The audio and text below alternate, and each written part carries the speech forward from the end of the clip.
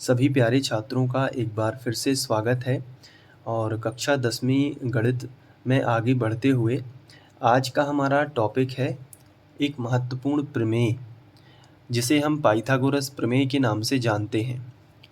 और ये जो प्रमेय है ये परीक्षा में कई बार पूछा गया है, इम्पोर्टेंट प्रमेय है। तो आओ फिर इसको अच्छे से सीख लेते हैं आज।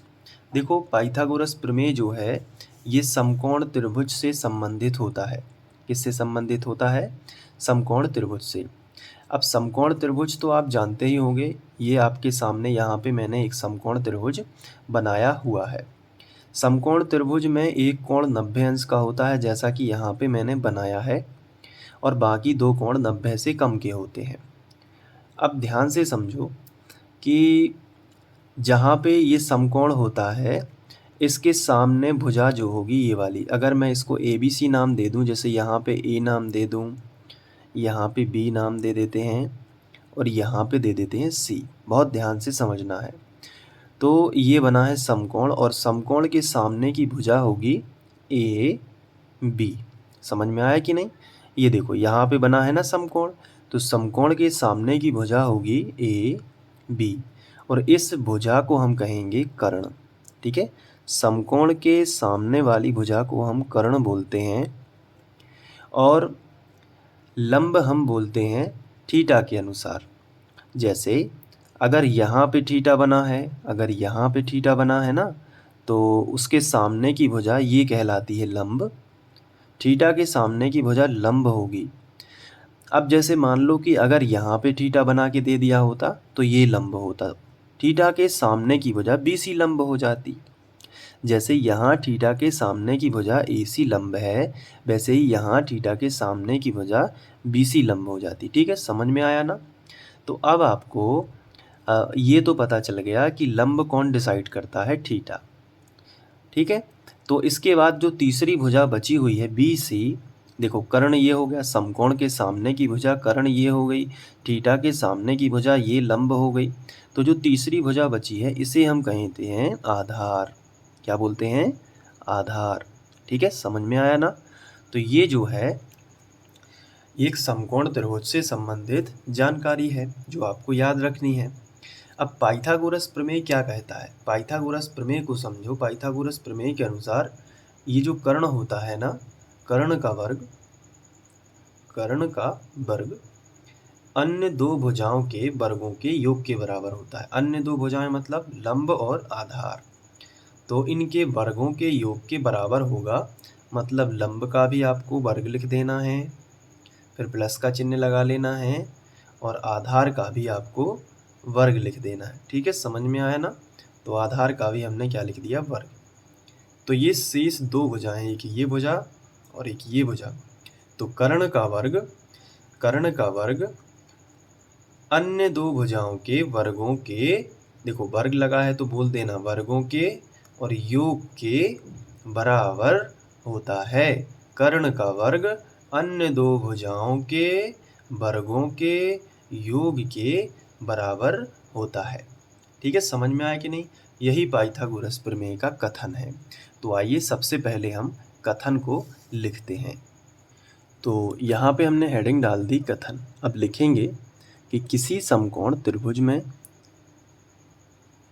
किसी समकोण, ठीक है, इसी तरीके से आपको लिखना है, सीख लीजिए कैसे लिखना है। किसी समकोण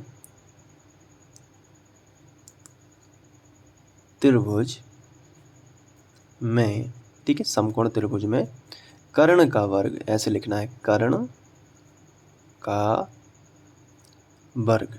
ठीक है, कर्ण का वर्ग, देखो ये लिखा था ना, कर्ण का वर्ग अन्य दो भुजाएं, कर्ण के अलावा दो भुजाएं कौन सी बचती हैं? AC और BC। तो लिखेंगे कर्ण का वर्ग अन्य दो भुजाओं के, अन्य दो भुजाओं के वर्गों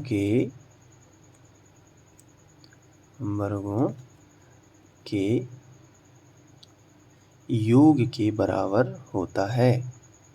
योग के बराबर होता है। ठीक है,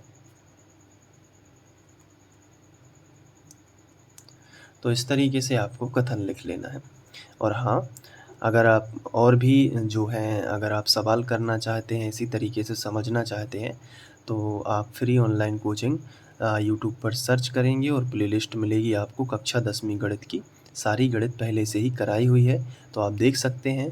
और समय समय पर अब गणित के ही वीडियोस आएंगे, तो चैनल पर आप विजिट करते रहिएगा, ताकि आप सारी चीज़ें अच्छे से सीख पाएँ।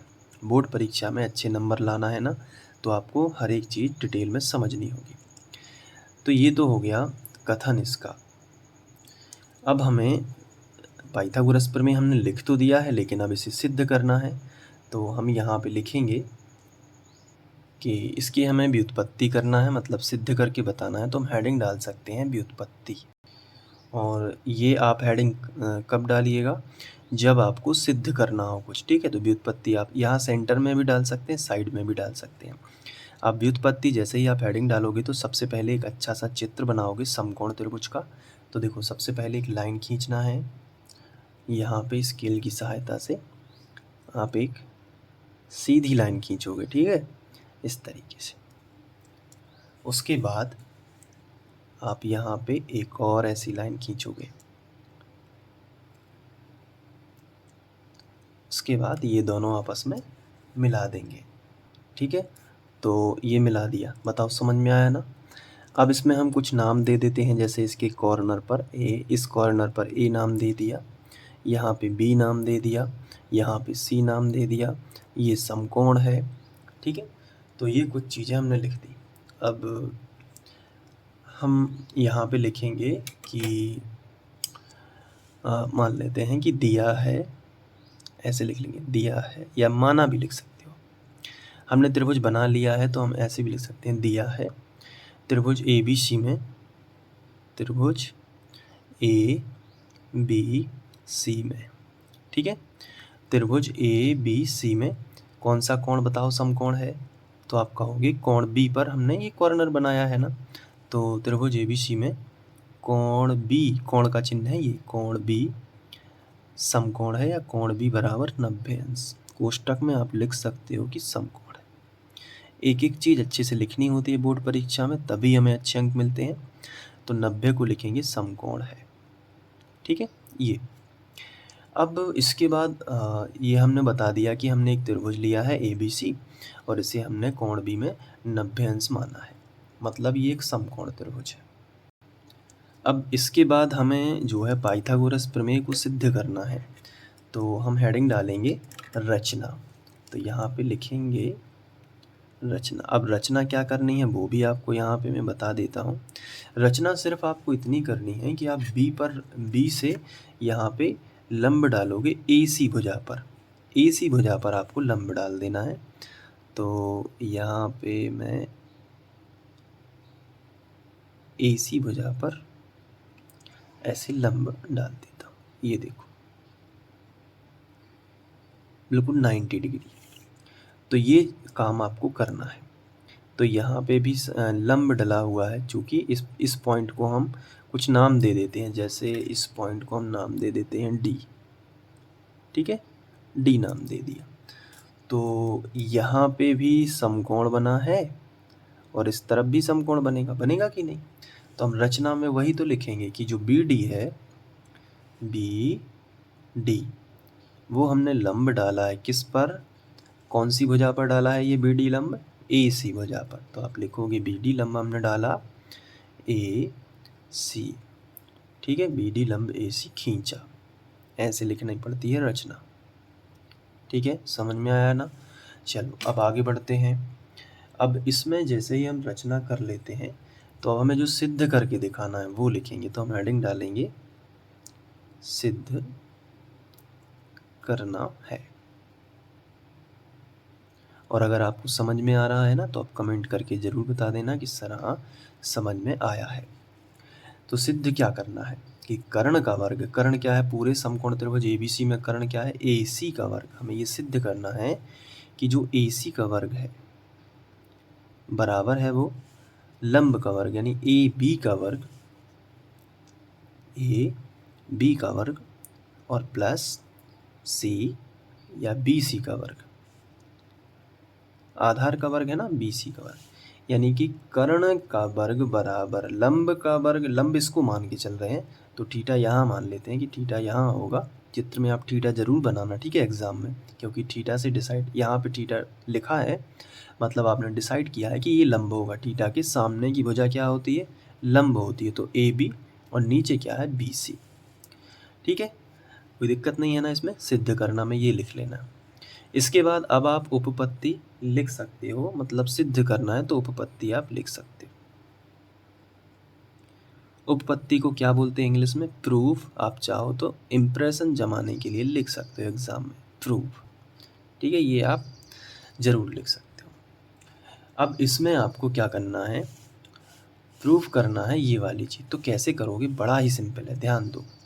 इसके लिए आपको बीच में मैं एक लाइन खींच देता हूँ, ठीक है, यहाँ पे एक लाइन खींच देता हूँ। अब आप क्या करोगे कि इस तरफ से दो त्रिभुज लेके चलोगे, इस तरफ दो त्रिभुज लेके चलोगे, तो जल्दी समझ में आएगा। ठीक है, तो देखो कौन कौन से त्रिभुज आपको लेके चलना है, मैं आपको यहाँ पे दिखा देता हूँ। अब यहाँ पे आपको पहला जो त्रिभुज लेना है वो यही है, छोटा वाला त्रिभुज ए डी बी। छोटा वाला त्रिभुज ए डी बी, और इस छोटे वाले त्रिभुज के साथ में हमेशा बड़ा त्रिभुज लेना है, ए बी सी। इस तरफ ये हो जाएगा। इस तरफ क्या करोगे, इस तरफ कौन से दो त्रिभुज लोगे और उनमें समरूपता हासिल करनी है। तो अभी ये छोटा त्रिभुज लिया था, अब ये वाला छोटा त्रिभुज ले लो, सी डी बी, है ना, ऐसे भी पढ़ सकते हैं इसको, बी डी सी, ये छोटा वाला त्रिभुज। और इस छोटे वाले त्रिभुज के साथ वही बड़ा वाला त्रिभुज लेना है जो पहले लिया था, ए बी सी। आया समझ में ना, बिल्कुल आ गया सर, अच्छे से बन जाएगा ना। चलो तो बताओ पहले कौन सा त्रिभुज लेंगे। यहाँ देखो, पहले लेना है ए डी बी, तो त्रिभुज ए डी बी तथा दूसरा त्रिभुज बता दूँ अब जल्दी से, बड़ा त्रिभुज। बड़ा त्रिभुज कौन सा होगा, ए बी सी, यहाँ पे लिख लेते हैं, तथा त्रिभुज ए बी सी में पाइथागोरस प्रमेय बहुत ज़्यादा इम्पोर्टेंट है, और इसलिए आपको ये अच्छे से सीखना है। चलो इस तरफ कौन से दो त्रिभुज लेंगे, ये छोटा वाला सी डी बी, या फिर आप ऐसे भी लिख सकते हो बी डी सी, दोनों एक ही चीज़ है, तो लिख लेते हैं। तो त्रिभुज बी डी सी, और दूसरा लिखेंगे तथा त्रिभुज ए बी सी, वही वाला त्रिभुज, दूसरा तो वही लेना है जो पहले लिया है, ए बी सी में। क्लियर हुआ कि नहीं बताओ, बिल्कुल हो गया। ये छोटे वाले त्रिभुज के साथ में दोनों जगह बड़े बड़े त्रिभुज लिए हैं, मतलब ए बी सी यहाँ पे भी लिया है, ए बी सी यहाँ पे लिया है, दोनों छोटे त्रिभुज हैं। ठीक है, अब इस यहाँ पे समरूपता हासिल करनी है कि अब ये सिद्ध करना है कि दोनों समरूप हैं। तो दोनों त्रिभुजों में पहले इन दोनों में देखते हैं क्या क्या समानताएं हैं। ठीक है, तो यहाँ पे आ जाओ। छोटे त्रिभुज में भी 90 अंश का कोण यहाँ पे बनता है। देखो आप, छोटे त्रिभुज ए डी बी में ये 90 अंश का कोण यहाँ पे बनता है, क्योंकि लंब डाला हुआ था, तो ये 90 ही बनेगा, मैंने तो बना भी दिया था यहाँ पे 90। और बड़े त्रिभुज में भी 90 अंश का कोण मिलता है, लेकिन वो बी बिंदु पर मिलता है, ए बी सी पर। तो यहाँ पे बड़ी ही आसानी से हम लिखेंगे कि त्रिभुज इसमें जो है कोण, कौन सा कोण, वो कोण बताते हैं तो बीच में लिखते हैं, तो यहाँ से शुरू करेंगे ए डी बी, तो लिख लेते हैं ए डी बी बराबर किसके है, बड़े त्रिभुज का कोण बताओगे 90 अंश वाला, तो कैसे बताओगे, यहाँ पे बना है ना बी पर, तो बी वाला पॉइंट बीच में लिखना होगा दोनों, फिर यहाँ से शुरू करेंगे ए बी सी, लिख लेते हैं, तथा कोण ए बी सी दोनों कितने के हैं, दोनों बराबर हैं, क्योंकि दोनों में 90 अंश है। पहली समानता दोनों त्रिभुज में है कि छोटे वाले त्रिभुज का डी कोण 90 अंश का है, बड़े वाले त्रिभुज का बी कोण 90 अंश का है, तो लिखेंगे बराबर 90 अंश। ठीक है, चलिए आगे बढ़ते हैं। अब और क्या समानता है दोनों त्रिभुजों में? दोनों त्रिभुजों में एक समानता ये है कि देखो कोण ए जो है, जब छोटा त्रिभुज लेते हैं ए डी बी तो भी ये छोटा त्रिभुज लेने से भी ये कोण हमें मिल जाता है, और बड़ा त्रिभुज लेते हैं ए बी सी तो भी ये कोण ए हमें मिलता है। मतलब कोण ए दोनों में है, कोण ए दोनों में है। छोटे त्रिभुज में भी कोण ए शामिल है, बड़ा त्रिभुज पढ़ते हैं तो भी उसमें कोण ए है। तो लिखेंगे कि कोण ए बराबर कोण ए, और ये उभयनिष्ठ कोण है, तो यहाँ पे हम लिख देंगे कि ये जो है उभयनिष्ठ कोण है। ठीक है, समझ में आया ना, उभयनिष्ठ कोण है। तो इससे दोनों त्रिभुज कैसे हो जाएंगे समरूप, तो लिखेंगे इसलिए त्रिभुज, ये वाला त्रिभुज ए डी बी समरूप हो जाएगा त्रिभुज ए बी सी के, तो लिखेंगे ए बी सी। और कौन सी समरूपता है, ये भी कोण है ये भी कोण है, तो लिखेंगे कोण कोण समरूपता से, कोण कोण समरूपता से। ठीक है, आया ना समझ में? इस तरीके से हम लिखेंगे। अब इसमें भी वही करना है, छोटे त्रिभुज में भी 90-90 के बराबर होंगे। देखो बिल्कुल सेम प्रोसेस है। अब जैसे छोटा त्रिभुज लिया सी डी बी, तो यहाँ पे ये भी तो बनेगा ना 90 अंश का। इस तरफ वाले त्रिभुज में देखो आप, इस तरफ वाले त्रिभुज में यहाँ पे ये बनेगा 90 अंश का, तो ये जो डी कोण है इस बार फिर से 90 होगा, और बड़ा त्रिभुज में तो बी तो 90 है ही पहले से ही है। तो यहाँ पे वही चीज़ लिखना है कि कोण बी डी सी, डी बीच में है ना क्योंकि इसी पर 90 बन रहा है, बराबर यहाँ पे बी बीच में है क्योंकि इसी पर 90 बनेगा, तो कोण ए बी सी दोनों देखो 90-90 के हैं तो बराबर 90 अंश। ठीक है, प्रत्येक 90 का है।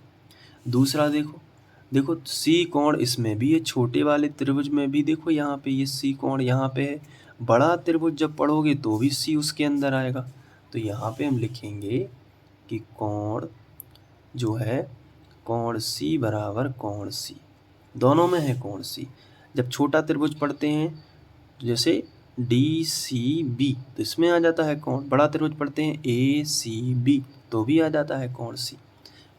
तो यहाँ पे हम ये भी तो बोल सकते हैं ना कि दोनों कोण सी कैसे हैं, उभयनिष्ठ कोण है। तो लिख लिया यहाँ पे कि उभयनिष्ठ कोण है। ठीक है, बिल्कुल सेम प्रोसेस है। तो इसलिए दोनों त्रिभुज कैसे हो जाएंगे समरूप, क्योंकि दो समानताएं अगर हमें मिल जाती हैं तो वो दोनों त्रिभुज समरूप होंगे। इसलिए त्रिभुज बी डी सी समरूप होगा त्रिभुज ए बी सी के। और इसके लिए कौन सी समरूपता, दोनों कोण कोण है ना, दोनों ये भी कोण है ये भी कोण है, बराबर है ना, तो लिखेंगे कोण कोण समरूपता से, कोण कोण समरूपता से। बताओ आया समझ में ना? तो इस हिसाब से दोनों त्रिभुज कैसे समरूप हैं। जब समरूप हैं तो समरूप त्रिभुजों की जो भुजाएं होती हैं वो अनुपातिक होती हैं। तो कैसे लिखेंगे अनुपातिक? तो एक तरीका तो है कि चित्र में देख सकते हैं कि संगत कोण, यहाँ पे संगत कोण और उसके सामने की भुजा देख सकते हैं, लेकिन वो समझ में जल्दी नहीं आता। तो यहीं इसी को देख के कर सकते हैं कि पहले लिखेंगे ए डी और बटे कर देंगे ए बी। देखो ए डी पहले लिया दो अक्षर ए और डी तो हो गया ए डी, फिर पहला अक्षर और आखिरी का अक्षर ए बी, जल्दी जल्दी हो जाएगा। ठीक है, फिर बराबर लगाना है, इसका पहला अक्षर ले लो, पहला दूसरा तो क्या आ जाएगा ए बी, फिर पहला और आखिरी का ए सी, बस ऐसे करो जल्दी आ जाएगा। यहाँ पे भी वैसे कर सकते हो कि ये अगर समरूप त्रिभुज हैं तो इनकी भुजाएं कैसी होंगी, अनुपातिक। तो पहली भुजा होगी बी डी और फिर पहला अक्षर और आखिरी का अक्षर क्या आ जाएगा बी सी, फिर बराबर का चिन्ह लगाओ, पहला अक्षर ए बी, फिर पहला अक्षर और आखिरी का अक्षर क्या आ जाएगा ए सी, फटाफट हो जाएगा ना, क्लियर बिल्कुल। या फिर इसमें थोड़ा सा आप चेंजेस भी कर सकते हो कि जब भी आप ये वाला त्रिभुज लिखो तो आखिरी से लिखो। जैसे ये शुरू से लिखा था, इस तरफ आप आखिरी से लिख सकते हो। तो DC पहले लिख लेना, ठीक है, DC, और DC लिख लिया, फिर आखिरी में लिखा DC, फिर पहला अक्षर और आखिरी का अक्षर BC। सही है। यहाँ पे आ जाओ, आखिरी वाला लिखो पहले, BC लिखो पहले। ये देखो BC लिख लिया, और फिर नीचे क्या लिख लिया, AB, क्योंकि पहले और आखिरी का सही है AC। तो इससे क्या होगा, थोड़ा सा आप जल्दी कर पाओगे। असंगत कोण भुजा देखोगे तो भी होगा। तो यहाँ पे देखो, यहाँ में इस तरफ से शुरू होना पहली भुजा लेना है, और यहाँ में इस तरफ से शुरू होकर पहली भुजा लेना है, बस इतना अंतर है। यहाँ इस तरफ से लिखोगे तो AD आ जाएगा, यहाँ इस तरफ से लिखोगे पहले तो DC पहले आएगा, ठीक है। और बटे में फिर वही रहेगा, पहला अक्षर और आखिरी का अक्षर। जैसे इसमें था पहला अक्षर और आखिरी का अक्षर, वही है, पहला अक्षर आखिरी का अक्षर। इससे थोड़ा सहूलियत होती है। चलो त्रिय गुणा कर लेते हैं। तो AB का AB में करोगे तो आएगा AB वर्ग, और AD इंटू AC। AD का AC में होगा तो क्या आएगा, AD लिख लो पहले, इंटू लगा लो, फिर AC लिख लो। इसे हम बना सकते हैं समीकरण 1, ठीक है। यहाँ पे आ जाओ, BC का BC में करोगे तो आएगा BC वर्ग, बराबर DC का AC में करोगे तो आएगा DC इंटू AC, ठीक है। तो ये है समीकरण नंबर 2। अब चूंकि हम देख रहे हैं कि AB वर्ग जो है और BC वर्ग है, दोनों जो हमें सिद्ध करना है, दोनों AB वर्ग और BC वर्ग तो हमें मिल चुके हैं। देखो AB वर्ग तो ये है, BC वर्ग ये है, लेकिन जो हमें सिद्ध करना है उसमें दोनों जुड़ रहे हैं। तो हमें यहाँ से मतलब आइडिया मिल जाएगा कि 1 और 2 को जोड़ना है। तो हम लिखेंगे समीकरण 1 + 2 से, ठीक है। तो एक तरफ वाला पक्ष अलग जुड़ेगा और ये वाला पक्ष अलग जुड़ जाएगा। तो AB वर्ग में प्लस होगा ये वाला BC वर्ग, ठीक है, बराबर। और इस तरफ वाले पक्ष में इस तरफ वाला पक्ष जुड़ जाएगा। तो क्या आएगा, AD into AC plus DC into AC, ठीक है। ये हमने लिख लिया, मतलब ये और ये जोड़ दिया, और ये बराबर के इस तरफ वाला, बराबर के इस तरफ वाला, ये दोनों जुड़ गए, और बराबर के इस तरफ ये दोनों जुड़ गए। अब AB वर्ग BC वर्ग हमने ज्यों का त्यों लिखा। अब यहाँ पे देखो, यहाँ पे भी AC है, यहाँ पे भी AC पद है, यहाँ पे भी AC है, दोनों में से कॉमन निकाल सकते हैं। AC पद बाहर, अंदर क्या बचेगा, AD प्लस यहाँ पे क्या बचेगा, DC, क्योंकि AC बाहर निकल गया तो क्या बचेगा, केवल DC। अब आगे बढ़ जाओ, यहाँ पे कर देता हूँ मैं थोड़ा सा, ठीक है। तो AB वर्ग प्लस BC वर्ग, इनको हमने ज्यों का त्यों लिखा। अब AC पहले से था तो इसको लिख दिया, लेकिन AD और DC अगर हम चित्र में देखें, देखो चित्र में, तो AD और DC पूरा मिलके क्या बना रहे हैं, AC। देखो A से लेके D तक और D से लेके C तक पूरा AC बनता है। तो हम यहाँ पे AD और DC की जगह पर कोष्टक में AD और DC की जगह पर AC भी तो लिख सकते हैं, और एक AC बाहर भी था। तो हो जाएगा AB वर्ग प्लस BC वर्ग बराबर AC का AC वर्ग। देखो यही तो हमें सिद्ध करना था कि कर्ण का वर्ग अन्य दो भुजाओं के वर्गों के योग के बराबर। तो यहाँ पे आप लिखोगे, या फिर इसको इस तरफ लिख सकते हैं, तो AC वर्ग बराबर AB वर्ग प्लस BC वर्ग, और इति सिद्धम, ये सिद्ध हो गया, ठीक है। तो इस तरीके से पूरा आप कर सकते हो। अब आप चाहो तो आप नोट भी कर सकते हो, मैं आपको दिखा देता हूँ, एक एक शब्द आप पूरा अच्छे से नोट कर लीजिए। यहाँ से शुरू करिए, ठीक है, लिख गया, वीडियो को पॉज करके लिख लो, ठीक है, लिख गया। अब इसके बाद आगे बढ़ते हैं, यहाँ से वीडियो को रोक लो और नोट कर लो, लिख गया, ठीक है। अब इसको आगे, यहाँ पे वीडियो को रोक लो, इसके बाद यहाँ पे, ठीक है। और अगर ये समझ में आ गया है तो कमेंट में ज़रूर बता देना। और अब हम लोग 10वीं की गणित भी अच्छे से पढ़ेंगे। चैनल पर बहुत से दिनों हो गए हैं और 10वीं की गणित नहीं डाल रहा था मैं, लेकिन अब कंटिन्यू मैं 10वीं की गणित डालूँगा। और जो केमिस्ट्री है उसको अलग ही, मतलब कि अलग चैनल पर बता रहा हूँ। अब ये चैनल सिर्फ 10वीं वाले बच्चों के लिए ज़्यादा यहाँ पे चिंतित रहेगा और मैं खुद आपके लिए बहुत ही सरल लैंग्वेज में लेक्चर रिकॉर्ड करूँगा। तो उम्मीद है कि आपको समझ में आ गया है पाइथागोरस प्रमेय। अब इसके बाद जो भी प्रमेय आपको चाहिए है तो आप कमेंट करके ज़रूर बता देना। Thank you.